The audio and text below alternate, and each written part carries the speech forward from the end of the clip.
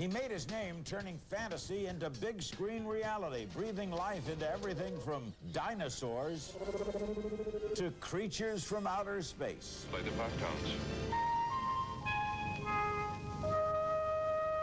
But it was Schindler's List, the story of how one man saved 1,100 Jews from Nazi gas chambers, that gave him the idea for the most ambitious thing he's ever done.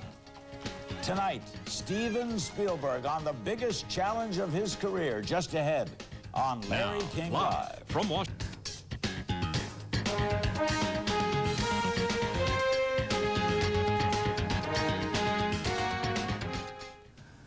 It's a great honor to have as our special guest for the full hour tonight on Larry King Live, Steven Spielberg. We'll be including your phone calls later. We'll touch a lot of bases, but first, why not Steve? Why not Steve? Yeah, why is it Steven? Wait, you can call me Steve. Okay, but do people call you Steve? Because everyone says Steven. No, I've heard of Steve Canyon. Remember the old comic strip, I Steve love Canyon? that strip. I always wanted to be called Steve because I love Steve Canyon. But no one somehow, calls you Steve. That's because they take me too seriously. You want to be Steve tonight? If you want to. Okay, let's be Steve. First comment, which would be obvious, I'd be remiss in not asking. The Dream Team had a deal with ABC, and now Disney's bought ABC. Eisner says he can work with anybody. Katzenberg, who's one of your partners, says, well, he kind of hedged the bet and says, I'm thinking about it. Well, I didn't really hear how he said, I'm thinking about it. Well, I don't know what, exactly. He wasn't definitive, let's say. Well, I think the thing of it is, you know, it's a great opportunity for Disney and ABC. This is a fantastic, you know, merger. It's a historical merger. And it's going to be very good for, you know, everybody, I think. I think it's very positive what has happened. And I think, you know, because Jeffrey has a very successful history with Michael Eisner, both at Paramount and then at Disney, that, you know, Michael and Jeffrey are going to have to, you know, work it out personally. I have movies to make and a lot of other things to do, and I'm not really involved in the loop of what's going to happen there. Are you involved in DreamWorks a lot, though? Yes, every day. In fact, you do it. What's your first production? Well, our first animated production is The Prince of Egypt, which is the story of the Ten Commandments, which is a fantastic story, already produced.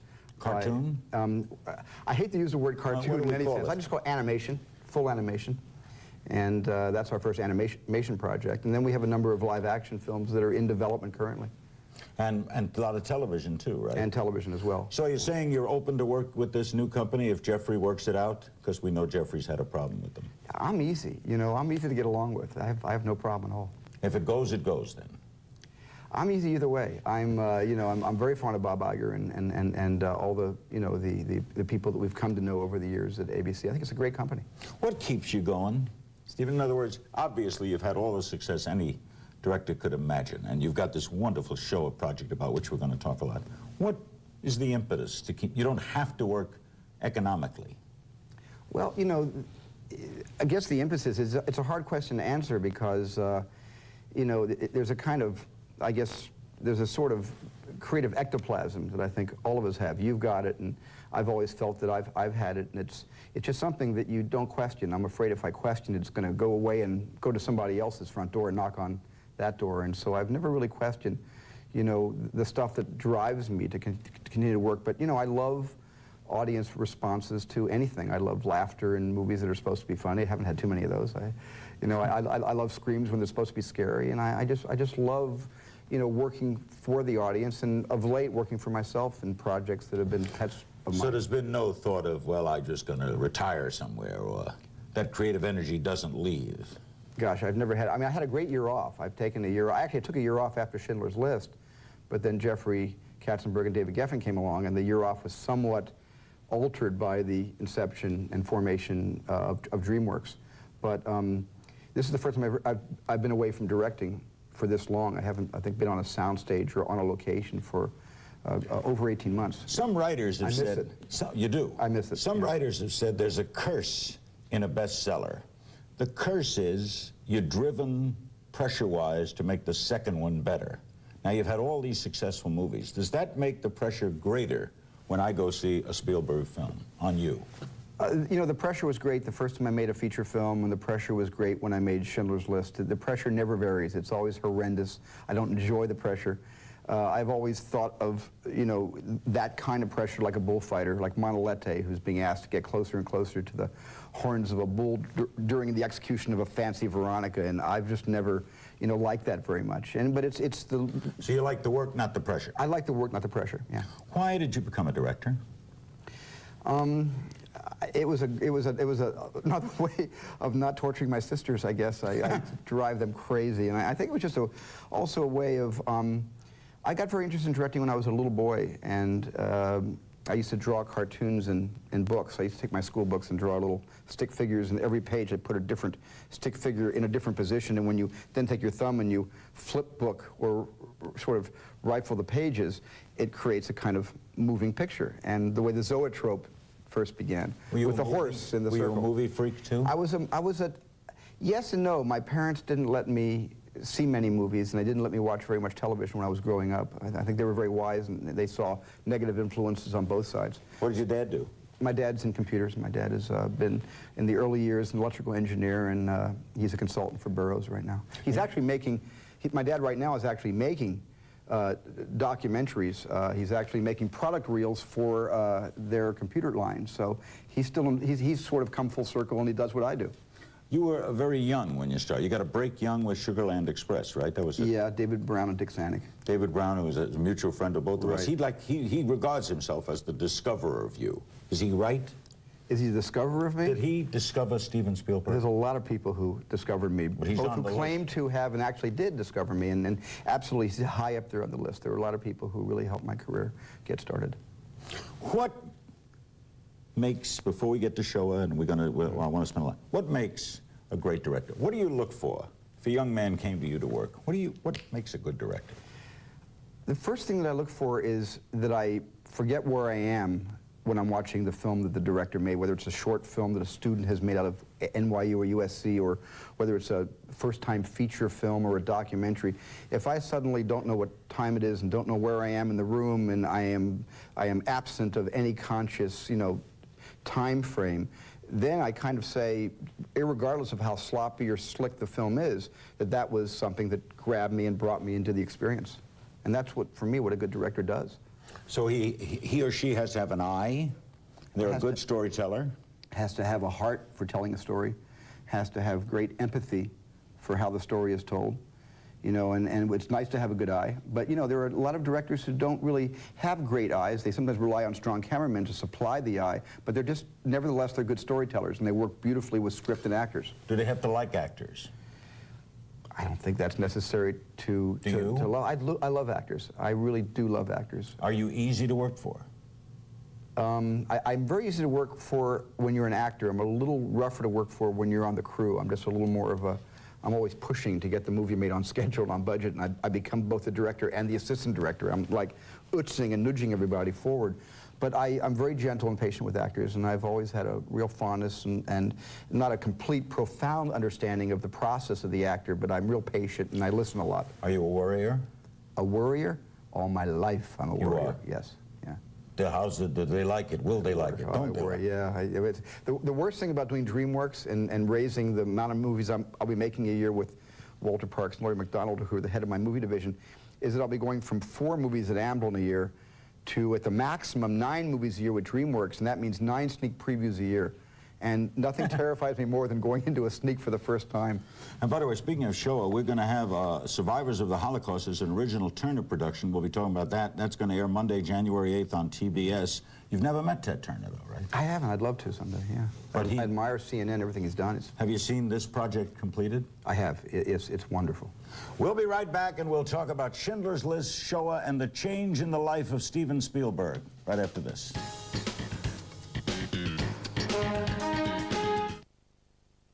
Is your poor old elbow running out of elbow grease?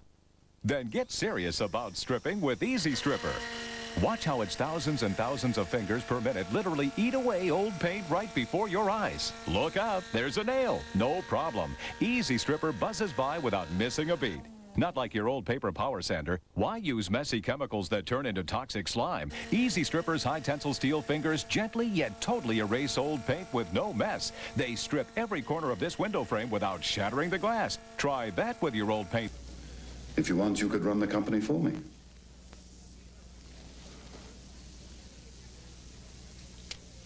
Let me understand. They'd put up all the money, I'd do all the work. What, if you don't mind my asking, would you do?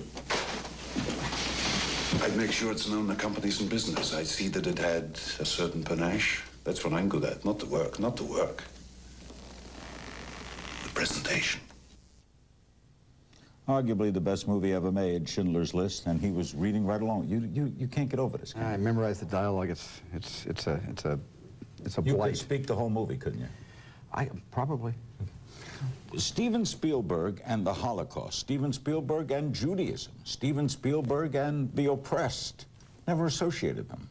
How did this come about? Well, I didn't either. I mean, Schindler's List opened some amazing doors in my life, in my personal life, in my life of being a Jew and having convictions that I was very private in my convictions for many, many years. And the experience of Schindler's List was a traumatic experience to both adapt the book with Steve Zalian, to make the motion picture, to travel to the location where the story actually took place, Krakow, or Suiciem, Auschwitz, Birkenau. And in a sense, it really, changed my life. And this project, the Survivors of the Shoah, the Visual History Foundation, which I founded shortly after the production of Schindler's List, really came to me because it seemed that Schindler's List was sort of placed in my life for a purpose. And movies come and they go. They come, they make an impression, sometimes they don't, and they go away. Or they become a cassette, they become a television, show someday. But Schindler's List had a very profound effect on my not wanting the subject matter to go away because I didn't want people to forget about the Holocaust just before the film was no longer in theaters. Did you like it right away, or did you hesitate about doing it? I hesitated I bought the book in 1982. Sid Sheinberg, the former head of Universal and one of my best friends of myself and my wife, he found the book in 1982 and he brought it to me.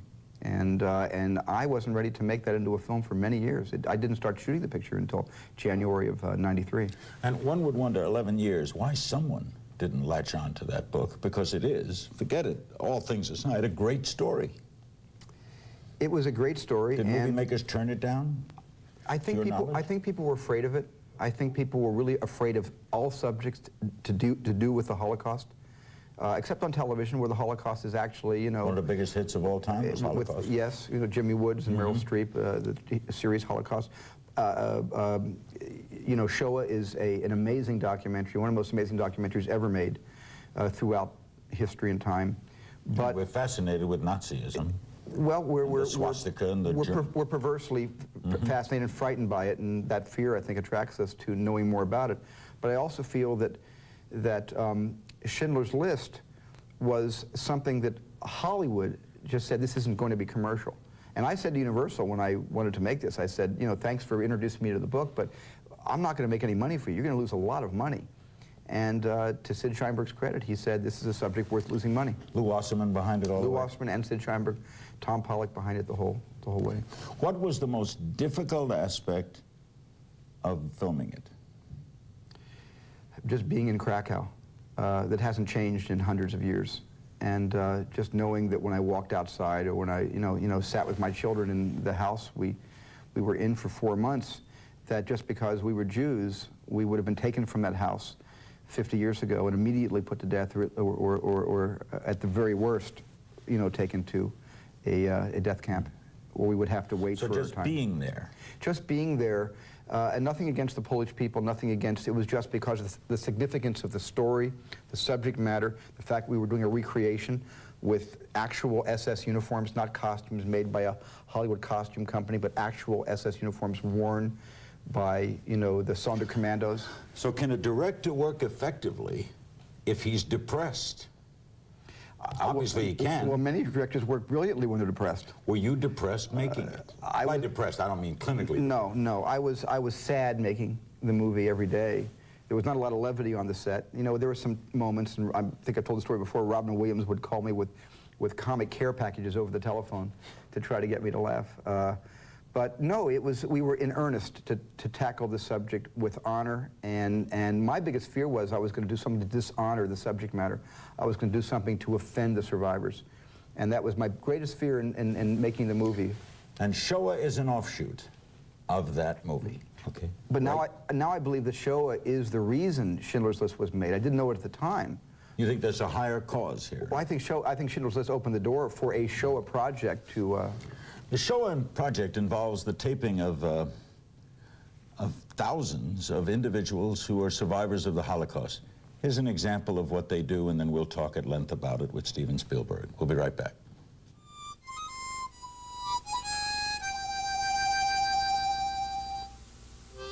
When Hitler began to persecute us and separate us and marked us with armbands and Stars of David, when this happened, I felt a great deal of rejection. And I can remember saying and thinking to myself, why was I born Jewish? The Shoah project, we'll be telling you a lot about it. What does the word mean? Shoah means catastrophe with the direct Hebrew translation. It is a Hebrew word. It's a Hebrew word.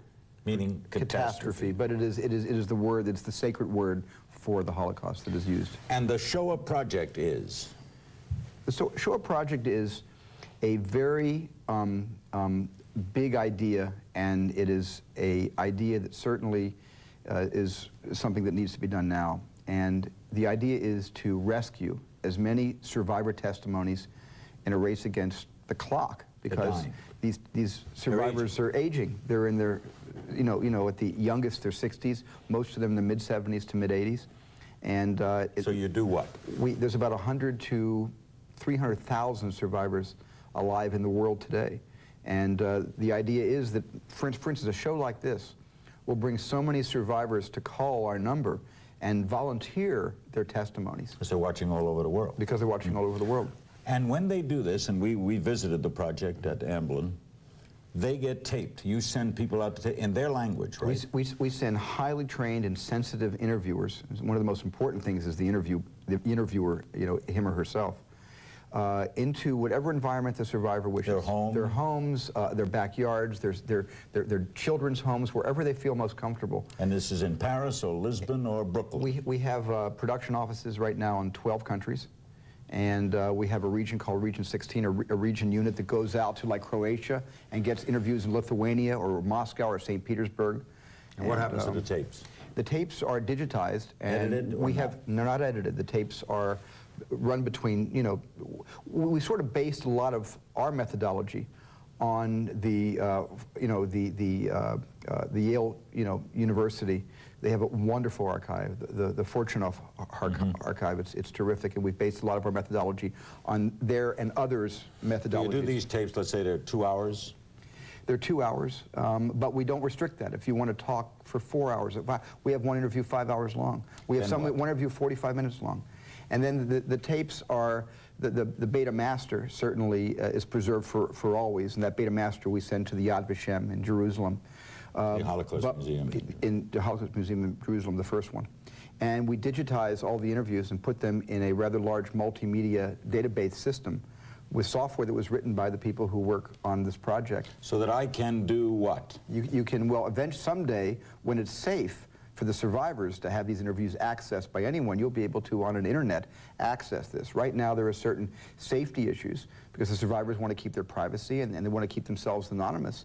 And we don't want this just floating around the airwaves to anybody, anybody who, skinheads or people who, feel they want to do some harm to these survivors. Many survivors still frightened? Many survivors are still frightened, and they're frightened for their security, so we don't put this on the internet. These are very privately held, and then there are 5 repositories that will then be able to, based on their data interface with our master system to be able to draw down these interviews. And in a way, it's like creating a museum or a university that you can go and visit.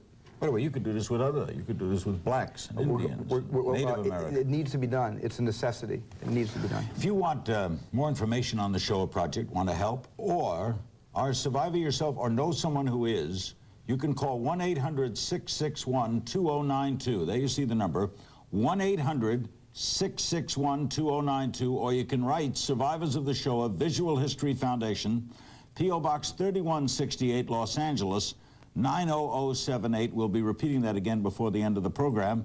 We'll be back with more. Steven Spielberg will be including your phone calls. Here, another survivor of the Shoah project. Watch. I was holding on to my mother's hand, and we were walking together. She was carrying my brother. I was pulled away from my mother, and she was shoved in a different direction. I started screaming, I want my mother. I want to go with my mother. Each time the trains came in daily, they selected 12,000. And they send them straight in the gas chambers. They dosed the children, the old, and then after they were gassed, they put them in the ovens to burn. And many times a child had to put in a parent or reversed. To Steven Spielberg, how many tapes so far? Almost 5,000 tapes so far. And Goal is how many, logically? Well, by the end of this year, by the end of 1995, we'll have 10,000 rescue testimonies. And the goal is in 3 years between 40 and 50,000 testimonies. But I'd like to certainly do more than that. Who's paying for this? Very, very generous and, you know, feeling people who understand this. There are people who have given us $1,000. There are people who have given us, you know, $3 million. We've had some amazing, you know, people who've stepped forward, you know, to give, you know, to donate to this. What about yourself? I've given a lot of money so far. United Postal Service flies all the tapes How about around that? free? Yeah, I can't for believe free. that. That's like a gift of almost $2 million. How about all the equipment you have? We have equipment, some of which is donated, some of which we pay for at a reduced rate. Now, what's this done to you? Is it consuming you now? I mean, you got all these projects, you got your dream team, you got movies, you got... I'm here in the middle of making a studio. This is so important to me, and because who else is going to speak up for the survivors? You know, when I really realized the speed was of the essence, and many survivors came to Krakow when I was filming Schindler's List to, I guess, use our film company as a buffer in reconnecting with their past to find some closure to their lives. And every one of them said to me, would you tell my story? And of course I thought, being a filmmaker, would I read your script? Do you want me to make a movie like I'm making out of the life of the righteous person, Oskar Schindler? And I finally realized what they were saying to me was, will you record my experiences? Will you let me talk to a camera, to a tape recorder? Will you help me through this so I can tell my children, my grandchildren, what happened to me? And that's what put the idea in my head to do this on a very large scale. And someday these tapes will be available on internets and available when we go to any Holocaust museum? Only when we can ensure the anonymity and safety of the survivors, but these tapes will be available on CD-ROM interactive for schools, because we're hoping the curriculum will be written to be able to teach tolerance in schools all over the world. And many of these people are still afraid. Many of these people are still afraid. In their 70s and 80s that some skinhead is going to come and do something to them. But look at the persecution they underwent between 1933 and 1945. And there weren't the psychiatrists and psychologists like there were for the Vietnam vets to try to help some of them get through what they had to deal with it in very original and inventive ways. And most of the way they dealt with it, many survivors just buried the truth that happened to them and didn't face it. We're going to go to your calls for Steve Spielberg. I love saying Steve, no one does. Following this. The number again is 1-800-661-2092. We'll be repeating it again. Your calls for Steve Spielberg right after this.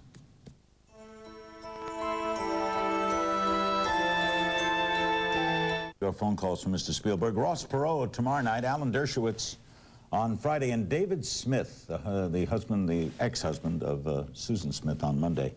Gardner, Massachusetts, with Steve Spielberg. Hello. I like saying that. Now I'm into it. I like hearing it. Hello, Mr. Spielberg. Hello. How are you? I'm fine. How are you? I'm a great admirer of your work, and I'd just like to say that I'm a German Catholic member of the Holocaust Museum. My grandfather was a member of the Luftwaffe, so I also have a personal vested interest in the Holocaust. And I just would like to know what more I could do to help further your cause as well as anything involved in the Holocaust Museum. Your grandfather was in the Luftwaffe? He was, yes. Well, you know, there's so much you can do. The main thing that we're looking for right now is awareness. Two things we're looking for mainly is awareness to try to get survivors to come forward. It's very painful sometimes, in all cases, certainly, to talk about this. And the second thing is, you know, qualified volunteers who have a sensitivity, as you seem to have, to the subject, and, you know, a knowledge of the Holocaust to volunteer to be an interviewer. What about Germans? Are you interested in any Absolutely. guards or captors? Or I was so interested I made Schindler's List, which is about a German Catholic industrialist. I know. Do you want them to come forward? Absolutely. They're all survivors. They're all survivors in a certain way, but what I'm looking for really is I'm looking for, the Jews who were under Nazi persecution from 1933, 1945, but the Jews who fought with the underground, who were partisans, as well as righteous people, Catholics, or anyone, Poles. Many Poles hid Jews and saved their lives in Poland during that time. And those are people that are very important. It's like Rashomon. We want to get as many different angles on the same subjects we possibly can until this is completely undeniable. We'll touch some other bases, by the way, and you can call on other subjects as well, but we'll be repeating that show a number frequently. Everyone wonders about it, and I don't think I've ever heard your thoughts. Why did Schindler do what he did? I don't know. I studied his life. I told his story. The movie is vague about why he did what he did. I don't think anybody really knows. I think that if I failed anywhere, it was not to answer that question, to the specifics. None of the people who knew him had the answer to it. I don't think anybody really knew. I don't think Emily Schindler, his wife, who survives him, knew why he did it, but something happened in his life early in the war, not late in the war where he did this to seem to be a righteous person for the Allies and the Russians that were coming in. He was actually terrified of the Russians, was running away from them with everyone else. But I think that he did this very early in the war, and I think he was the kind of man, it's interesting, my best friend who passed away a number of years ago was Steve Ross, the chairman of Time Warner. And I always equated Oskar Schindler and Steve Ross. And as well as I got to know Steve Ross, I felt I got to know Oskar Schindler better than had I not known Steve. What was the equation? Acts of kindness and generosity that went even far beyond, even Steve's knowledge of why he was as generous as he was as a human being. Oskar Schindler was a very generous man. He was also so happy that these people, forget that they were Jews, these people were making him a lot of money. And he was very happy about that. One of the survivors on this program, one of the criticisms of the movie was the speech at the end when he said, "I didn't do enough." This survivor said that's what he said. That's what he said. He had a secretary that took transcripts of everything he said. The final speech he gave to all the Sonderkommandos, in Czechoslovakia, where he asked them to lay down their arms and go, or shoot everybody in the room, but do something. He actually made that speech. A lot of that is word for word what was taken down by his secretary. And you have to remember that Pemper, who was Amon Getz' secretary, the Jew who also knew Oskar Schindler, had a photographic memory. Did you read anyone other than Liam Neeson for that? Did I read anybody? Did you have anyone else come in to talk? I read a lot of actors from all over the world. I read some Polish actors, some Austrian actors, some German actors, some French actors. I've read actors all over the world. Any major name actor? Did I read any major name actor? No. Did you think of any major name actor? A couple.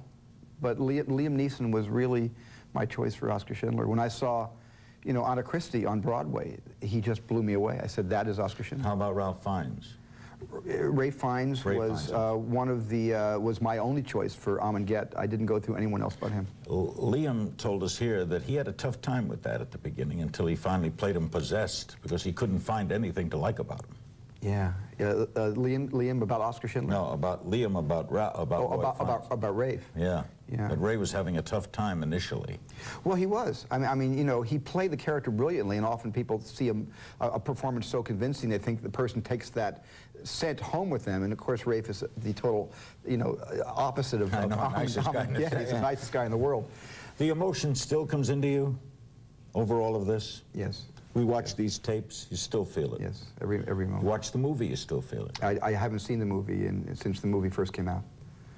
And you realize, Stephen, that no matter what you do the rest of your life, artistically, creatively, and you'll do some amazing things, you're not really going to top this, are you? I'll accept that.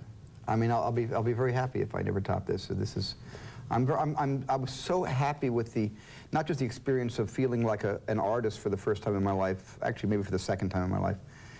Third time, if you count, I felt like an artist creating my children, okay, number one. What movie? But as a filmmaker, I think E.T., I felt like an artist. And I hadn't felt that until Schindler's List. A lot of years between both, 11 years. So in other words, if someone would say to me, show me 2 works, God welcomes you to heaven, show me 2 of your films, you'd show Schindler's List and E.T. Yeah, I probably would. And I throw a little bit of Empire of the Sun in there too, which I think I wouldn't have. Empire of the Sun was wonderful for me because I don't think I could have made Schindler's List without having first made Empire of the Sun. What would you tell God not to look at? Not to look at? Yeah.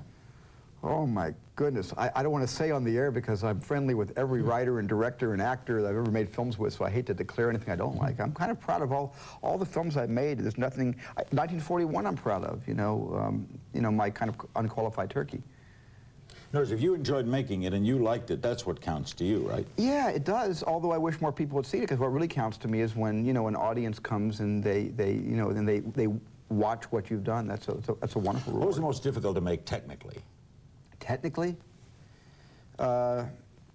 Technically, that's a lot of them. I think Jaws was because we weren't making any headway. We had like a... The machine didn't work. We had like a 30-knot, you know, headwind, and we were against the current of just trying to defy nature to... I mean, Waterworld went through the same, you know, pains that we went through. You know, the ocean didn't change since 75 and 95. You know? Have you seen Waterworld? I did. What did you make of it? I liked it. I like Waterworld. Do you think it's unfair that we talk about what a movie costs rather than whether we enjoy it? I've been saying it for years because, you know, I was one of the first directors that was attacked based on what films cost.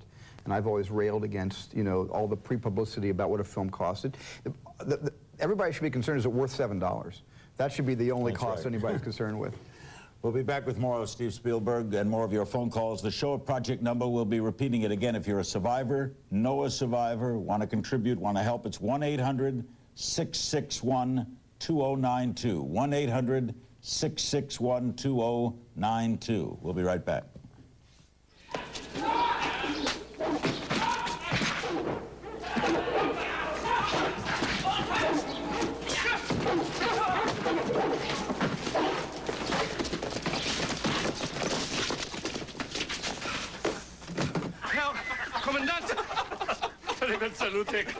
I respectfully report I've been given orders to clear the bundles from the road, so there will be no obstructions to the thoroughfare.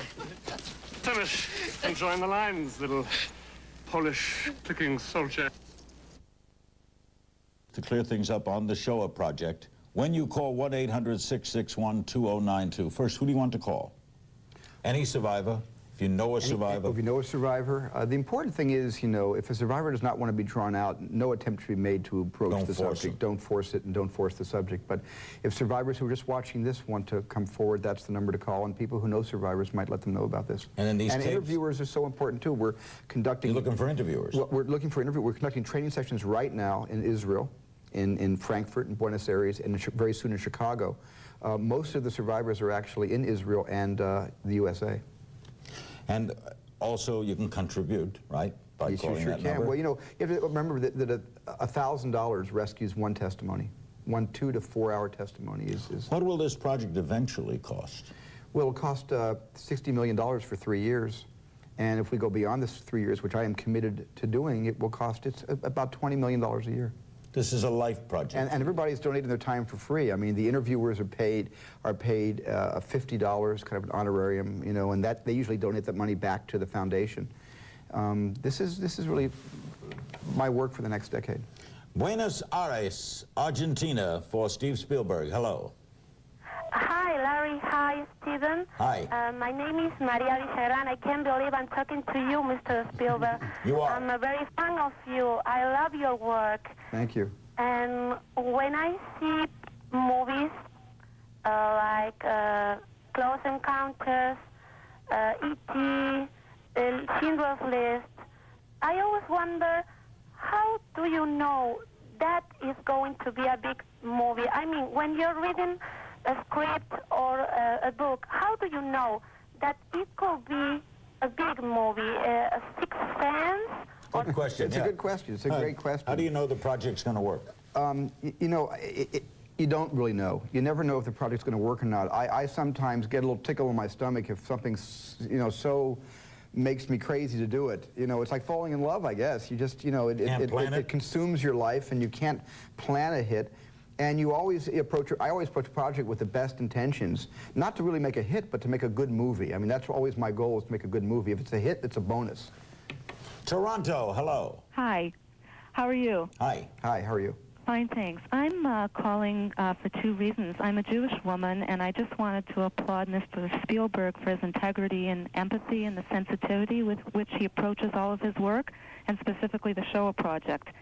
And I am going to be calling to be of some assistance. On the other number, I have a question, if you'll permit me to ask that, that's different than... Go ahead.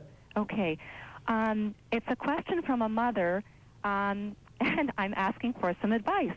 I have a 16-year-old son whose life seems to mirror exactly what Steven Spielberg's life has been like, and everyone has suggested to me that somehow I contact Mr. Spielberg. My son needs some direction. He's just turned 16 yesterday, and he's been aspiring to be a director now for 4 years intensively. And he has a unique storytelling ability, and most of all, he has this incredible empathy for people. What's your question? What should a child like that do? What on earth do I do with my son? Well, let me ask you: does he own a camcorder? Does your family own a video camera? He never stops taping and filming every ounce of our life. Well, my dad, before tape, gave me an 8mm, didn't give it to me, but lent me the family home, vacation movie camera. So he should keep doing And he should keep doing that, and even as important as that, he should write, because I find that a lot of writers are getting breaks now. It doesn't cost anything to write a screenplay. It's very hard to get a screenplay seen and accepted. That's a very tough uphill struggle. But if he ever breaks through that, and he's a good writer and gifted as a storyteller, that's almost the best way to start. Should he go to film school? And he should definitely go to film school. I recommend that. I don't know. I'm sure there is. There has to be, because there's so many good filmmakers that come out of Canada. But I really feel that, just being obsessed with that camcorder and being very obsessed with writing all of his ideas down, and my feeling is he really wants it. It's going to happen for him. If you want it, it'll happen. The creative field is wide open. I wanted it more than anything, and it happened for me. Back with more on Larry King Live after this. Back Denmark, Maine for Steve Spielberg. We're both getting used to it. It's going to be Steve. His next movie will say Steve. Hello. Hello, Steve. Ah, good. See, he likes it. We love it.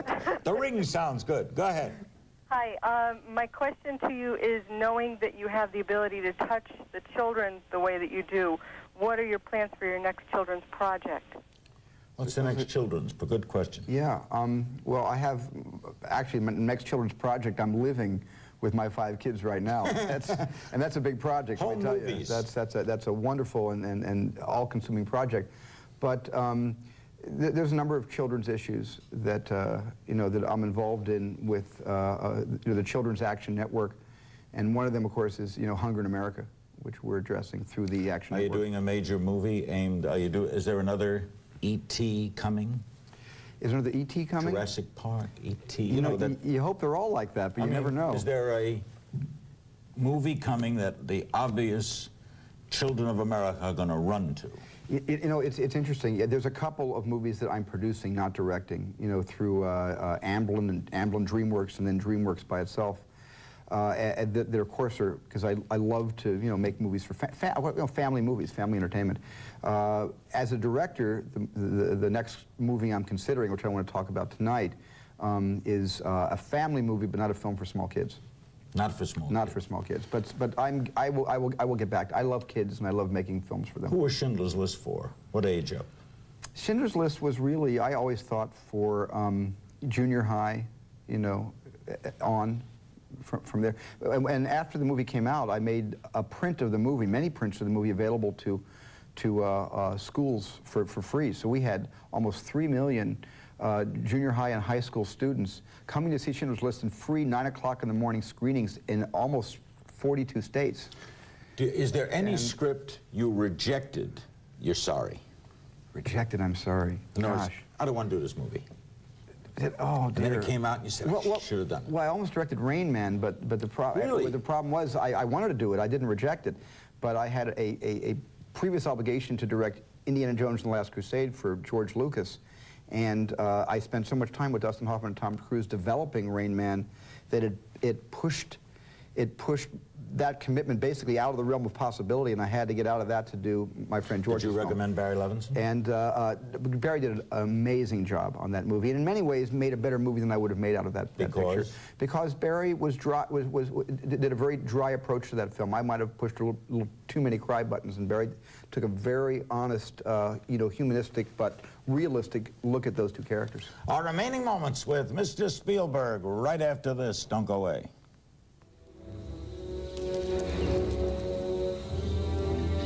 Now, this species of variformin's been extinct since the Cretaceous period. I mean, this thing is about this thing. What?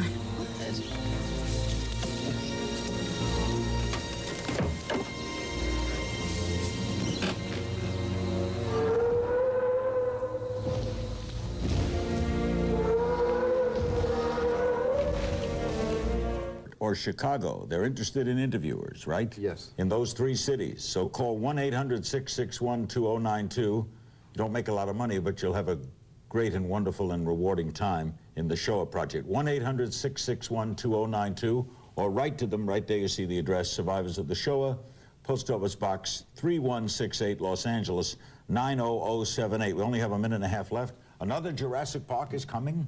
Another one is stomping down the road. That's right. It'll be called? It'll be called Jurassic Park: The Lost World. And Michael Crichton wrote the novel. It'll be coming out soon, and we're already underway in planning the pre-production. Got the cast chosen? No cast chosen. We're just trying to decide which new dinosaurs will be introduced in the sequel. What made Harrison Ford so special at that kind of action film? Because whether Harrison wants to admit it or not, he's today's Humphrey Bogart. And Really? He's got a wonderful crusty edge to him. And he's got a great, sort of, sense of humor about that kind of a character. And I always, even when Harrison was very young and doing Star Wars and Empire Strikes Back, I always looked at him like he's going to someday grow up and become Humphrey Bogart. Well, would you have, but Bogart wouldn't have been Indiana Jones. He sure would have, absolutely. He would have? Absolutely. I would have cast Bogart in a second to be Indiana Jones. You're anxious to get back on the bit, huh? Back directing? I'm itching all over. I'm ready to get back on the floor. Yeah. I thank you for a wonderful Hey, Larry, hour. thank you so I thank much. you for being you. Thank you, sir. Steven Spielberg. Steven Spielberg. Mr. Spielberg. Steve to you. Steve to you. Larry to you. Okay, thank you. Okay, well, the Shoah Project, 1-800-661-2092, P.O. Box 3168, Los Angeles 90078. This is the first of what we hope will be many visits with Steven Spielberg. Talk a lot more about Shoah and about film. Nobody knows it better. Ross Perot is here tomorrow night. Wonder what's up. Thanks for joining us. Good night.